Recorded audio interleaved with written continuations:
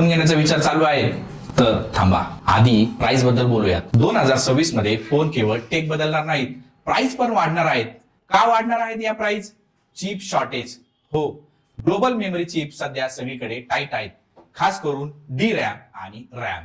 ही chip phone बनवण्यासाठी खूप महत्वाची आहे। एआय डाटा सेंटर्सच्या ह्यूज डिमांडमुळे मेमरी चिप सप्लाय कमी पडत आहे आणि प्राइस एस्केलेट होत आहेत। म्हणजे एआय जगात वाढले पण फोन मेकर्सला याचा कॉस्टचा फटका भरावा लागतोय।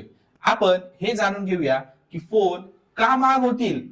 मेमरी चिप शॉर्टेजमुळे फोन मॅन्युफॅक्चर कॉस्ट वाढेल। 2026 मध्ये फोन मॅन्युफॅक्चरिंग कॉस्ट 8 to 15% वाढू शकतो।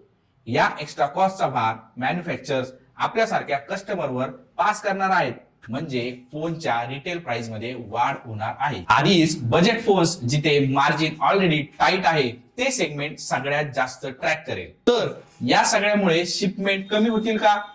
चिप शॉर्टेज म्हणजे सप्लाय टाईट, आणि जेव्हा पाठ पुरवठा कमी होतो तेव्हा वाहतुकीवरही इफेक्ट होतो।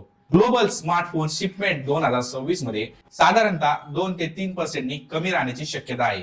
लोक फोन्स महाग असल्यामुळे अपग्रेड डिले करणार आणि लो एंड फोन्सची डिमांड सुद्धा कमी होऊ शकते। म्हणजे स्वस्त फोन आणि वर्क शिपमेंट दोन्हीवर प्रेशर येऊ शकतं। तुम्ही हा विचार केलाय का की ब्रँडवर याचा काय परिणाम होईल? प्रीमियम ब्रँड जसे ऍपल, सॅमसंग सध्या चांगल्या स्थितीत आहेत, त्यांच्याकडे सप्लाय अग्रीमेंट आणि फ्लेक्सिबिलिटी जास्त आहे। पण स्मॉलर ब्रँड आणि बजेट सेगमेंट मध्ये स्पेशली प्रेशर जास्त असतं। प्रॉफिट मार्जिन नीट राखणं कठीण आहे। तर पॉइंट असा आहे की काही ब्रँड स्पेसिफिकेशन कमी करून लो प्राइस टिकवण्याचा प्रयत्न करू शकतात।